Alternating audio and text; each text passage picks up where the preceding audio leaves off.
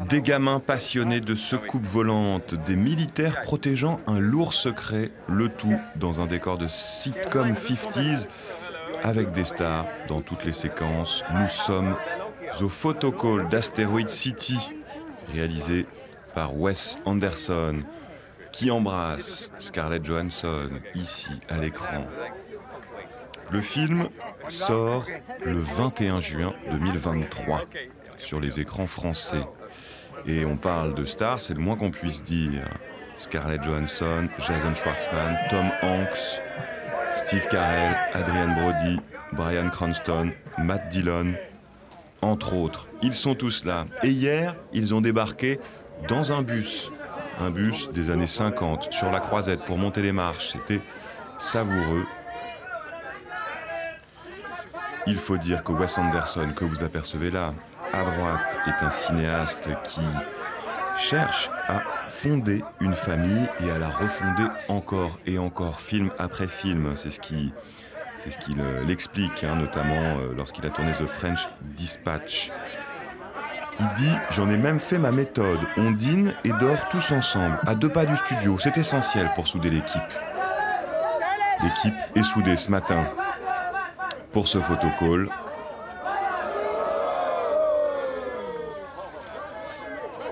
Scarlett Johansson, entre autres, Steve Carell.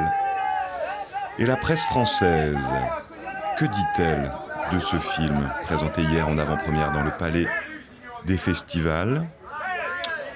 Pour Le Monde, le réalisateur américain multiplie les références sans parvenir à convaincre.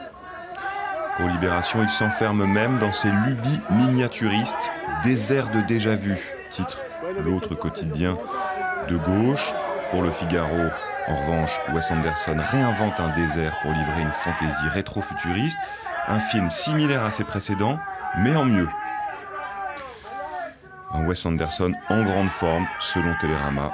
Sous le plaisir esthétique et les trouvailles décalées, le film compte non sans gravité l'ambivalence des années 50 aux États-Unis. Vous voyez, une fois de plus, les désaccords œuvrent dans la critique française. On n'a pas encore la revue de presse de la critique internationale. Ce qu'on peut vous dire néanmoins, c'est que le film récolte des notes moyennes. L'histoire d'un programme de conférences de jeunes astronomes qui va être bousculé par des événements chamboulant le monde. Peut-être des extraterrestres. Réponse au cinéma le 21 juin prochain. Alors c'est sûr, Wes Anderson est un cinéaste maniaque, perfectionniste, qui règle le moindre détail d'un plateau, qui dessine et qui chronomètre même ses scènes à l'avance. Wes Anderson, que vous voyez accompagné de ses acteurs et actrices, bien sûr. Alors ne sont pas présents ni présentes ce matin Tilda Swinton, Margot Robbie, Willem Dafoe, notamment, mais ils sont bien dans le film.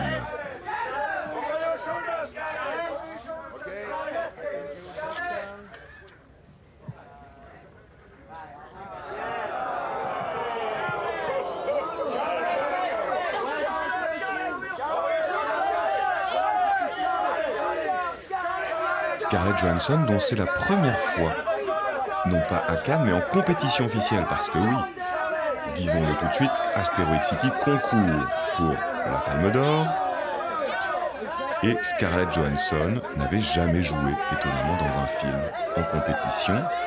C'est l'actrice bien connue de Match Point, de Woody Allen, de Lost in Translation, bien sûr de Sofia Coppola, de Lucie, de Luc Besson, de L'île aux chiens de Wes Anderson. Alors elle ne jouait pas un personnage animé bien sûr, mais elle faisait une voix. Et Scarlett Johansson a joué dans Under the Skin, film de Jonathan Glazer, qu'on ne saurait trop vous conseiller. Jonathan Glazer qui est aussi en compétition cette année avec The Zone of Interest, qui a séduit particulièrement la critique.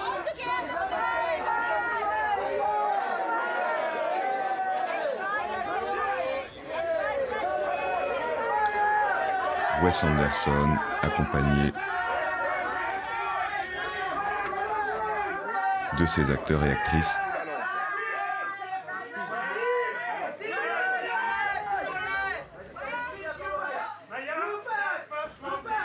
Steve Carell, le pape de la comédie américaine.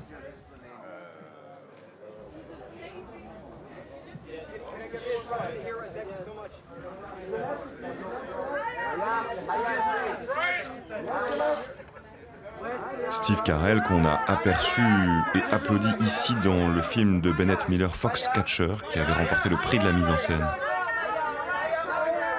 en 2014.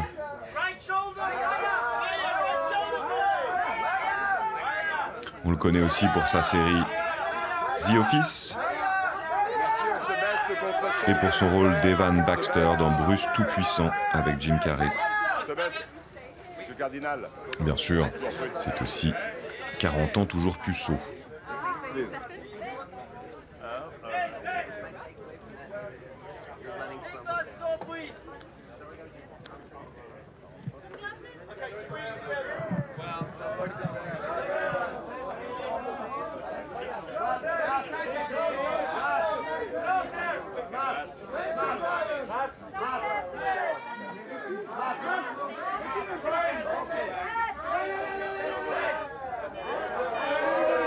Steve Park, à droite de Wes Anderson, à gauche sur votre écran.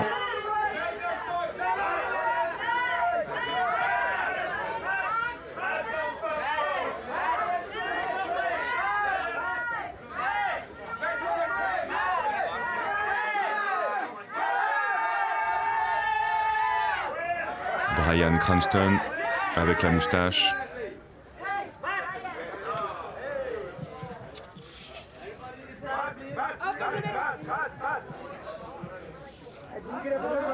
Wes Anderson qui a reçu beaucoup de récompenses dans sa carrière. C'est son 12e film ici. Il a reçu notamment, pas ici, mais c'est son qu'il présente ici. Il n'en a pas présenté 12 au Festival de Cannes, mais il a remporté notamment l'Ours d'argent du meilleur réalisateur pour L'Île aux chiens. Il a été grand prix du jury à Berlin pour The Grand Budapest Hotel. Et il a un cinéma plus que singulier qu'on reconnaît tout de suite par son style visuel distinctif, des plans symétriques, des décors élaborés, des longs plans en poursuite avec des palettes, une palette de couleurs vives. Vous le voyez accompagné du musicien, compositeur français Alexandre Desplat, grand compositeur, oscarisé 2 fois. Il a composé la musique de Grand Budapest Hotel, notamment.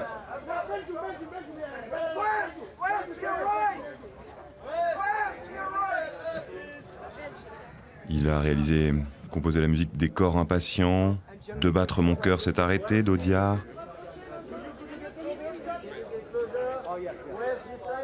De Largo Winch. Du discours d'un roi. De Moonrise Kingdom également. Une collaboration précieuse entre les deux hommes. Il a reçu 2 Oscars pour The Grand Budapest Hotel et La forme de l'eau. Des Golden Globes. C'est le compositeur régulier notamment d'Audiard, on l'a dit, de Polanski, de Stefan Frears, de George Clooney, de Guillermo del Toro, entre autres.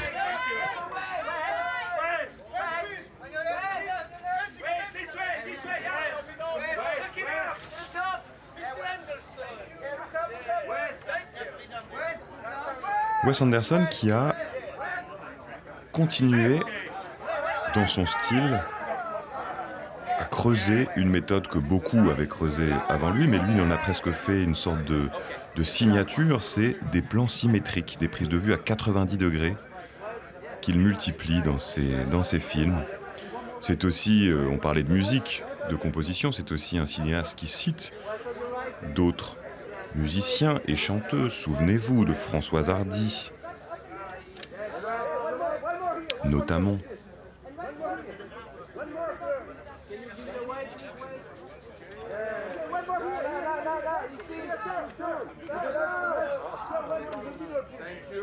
Merci messieurs, merci. Et puis Wes Anderson, c'est aussi Bill Murray, qui est un autre des partenaires réguliers du cinéaste. Bill Murray qu'on n'a pas encore aperçu, qui n'est peut-être pas là ce matin, qui était là hier. Bill Murray qui est plus qu'un comédien pour Wes Anderson, puisque Disney avait refusé dans un de ses films de financer un prêt d'hélicoptère. C'était dans Rushmore. Et Bill Murray dépensa $25 000 pour que Wes Anderson puisse avoir son hélicoptère dans sa scène. Et la somme est d'autant plus importante que pour le film, son cachet d'acteur n'excédait pas $9 000, vous voyez.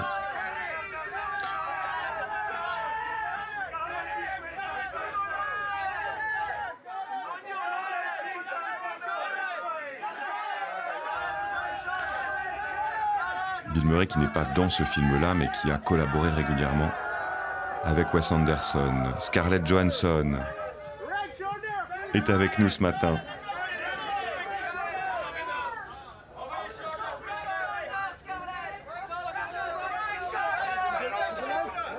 Ailée par les photographes, César d'honneur en 2014.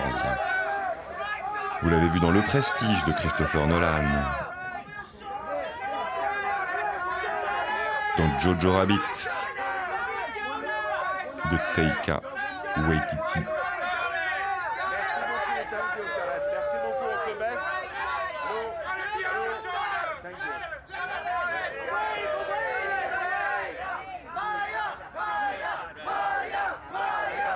Dans Marriage Story.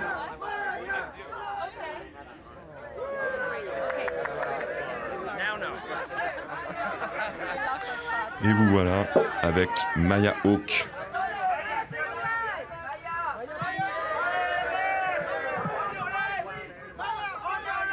Qui est la fille bien sûr de Ethan Hawke, qui est actrice, chanteuse et mannequin, qu'on a vu dans Once Upon a Time à Hollywood.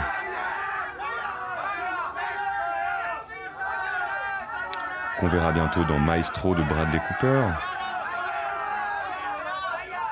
Qu'on a vu surtout dans la série à succès Stranger Things. Elle a signé 2 albums, Blush et Moss, en 2020 et 2022. Elle a d'ailleurs, pour son rôle dans Stranger Things, été nominée par Hollywood Critics Association Television Awards comme meilleure actrice dans un second rôle dans une série télévisée dramatique. Steve Carell,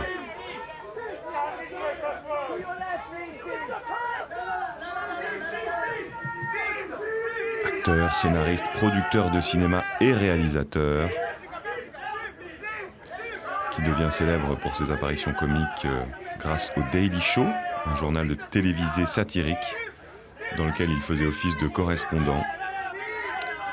Et puis, c'est aussi un acteur connu pour ses seconds rôles, dans Bruce Tout-Puissant, notamment.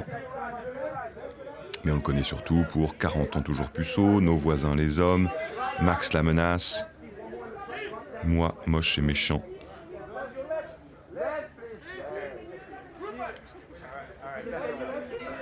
Foxcatcher, bien sûr, qui était en compétition, qui a gagné le prix de la mise en scène en 2014. Et Café Society, projeté ici hors compétition en 2016.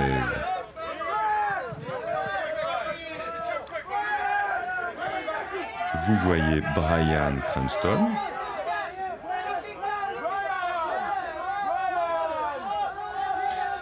Qu'on a aperçu dans Breaking Bad, mais aussi dans beaucoup de films comme Drive, qui a reçu le prix de la mise en scène, ici, dans Godzilla, dans Il faut sauver le soldat Ryan, dans Argo.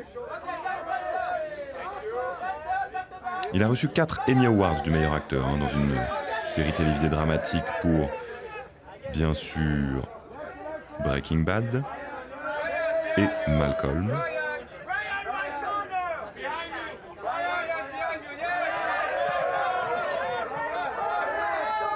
C'est un peu une star des seconds rôles dans des projets très commerciaux. Je vous parlais de Godzilla, il y a aussi Power Rangers, Total Recall.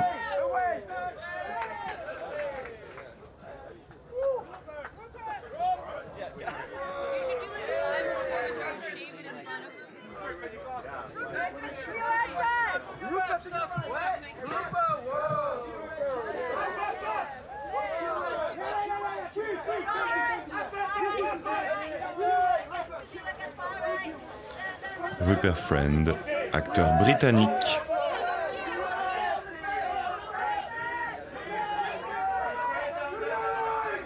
Il est connu pour ses rôles dans les films Orgueil et préjugés de 2005, Victoria, Les jeunes années d'une reine, ainsi que dans la série télévisée Homeland, bien sûr.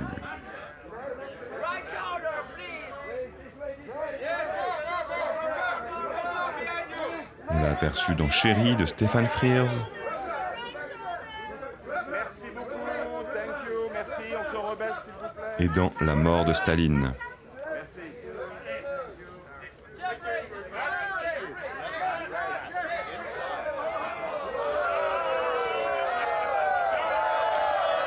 Vous voyez Matt Dillon qui salue les photographes.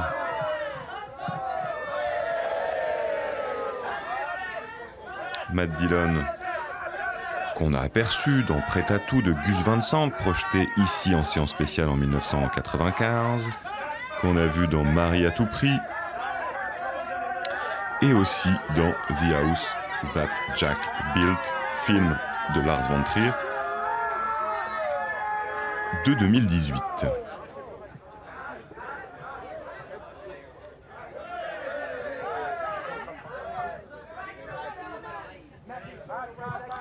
Matt Dillon, né dans une famille d'origine irlandaise.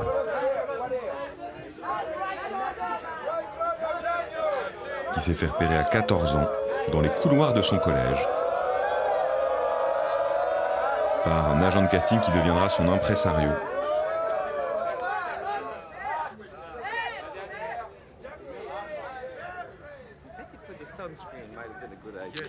Vous voyez Wes Anderson et son compositeur français, Alexandre Desplat, multi-oscarisé. Il se promène sur la pelouse synthétique.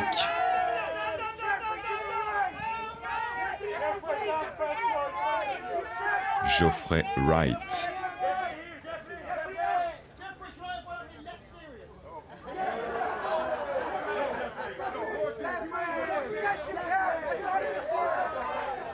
L'acteur américain qui a joué dans Broken Flowers, dans Hunger Games, dans James Bond.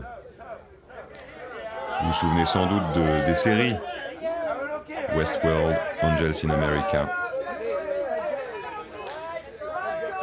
qui l'a fait connaître, la mini-série Angels in America de 2003.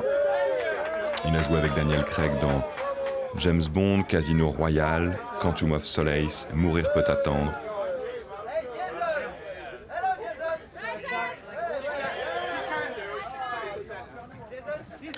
Jason Schwartzman, qui prend la pause. Lui joue dans tous les Wes Anderson depuis Rushmore en 1998, mais vous l'avez croisé aussi dans Marie-Antoinette de Sofia Coppola, projeté ici en compétition officielle en 2006, dans Scott Pilgrim d'Edgar Wright, et surtout dans la saison 4 de la série Fargo. Petite info, il est annoncé dans le Megapolis de Francis Ford Coppola qui devrait sortir en 2024, Jason Schwartzman.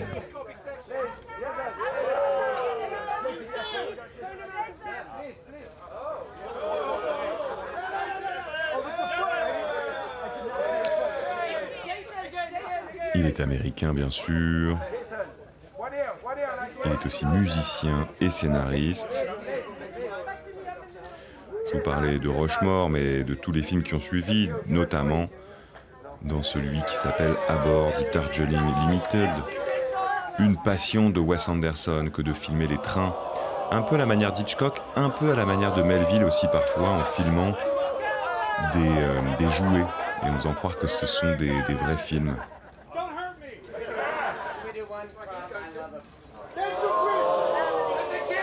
D'ailleurs, il a été co-scénariste du film à bord du Darjeeling Limited. C'est l'acteur, bien sûr, de la série Bored to Death, dans laquelle il joue le rôle de l'écrivain étourdi qui prétend être détective privé.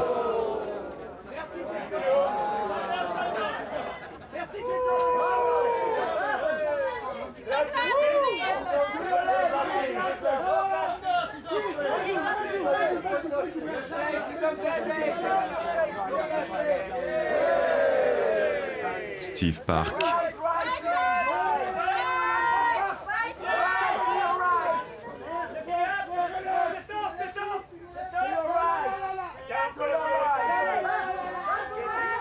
Acteur américano-coréen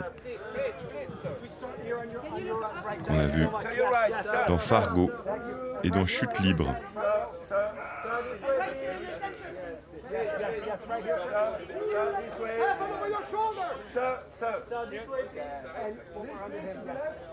Et dans The French Dispatch. Et qu'on retrouve donc dans Asteroid City, film qui sort, je vous le rappelle, le 21 juin prochain.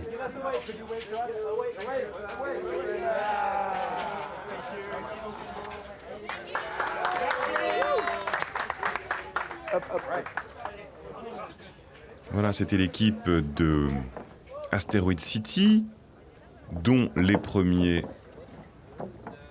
passent sur la passerelle pour rejoindre le Palais des Festivals et répondre aux questions des journalistes. La joyeuse troupe de Wes Anderson, en grande forme selon Télérama, qui ne réussit pas à convaincre selon Le Monde. Vous ferez votre avis très vite. En attendant, on ne sait pas ce que va penser le jury de ce film, puisque Ruben Östlund et les autres